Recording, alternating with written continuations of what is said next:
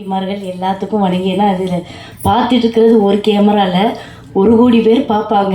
அதில் தைரியமாக பேசிட்டு ஒரு பிள்ளை உட்காந்துருக்காளா, எனக்கு ரொம்ப சந்தோஷமாக இருக்குது.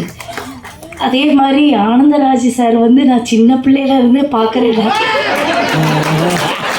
நானும் சின்ன பிள்ளையில இருந்து பார்ப்பேப்பா. அவருக்கு வளைவியா இப்போ நான் நடிச்சிருக்கிறது.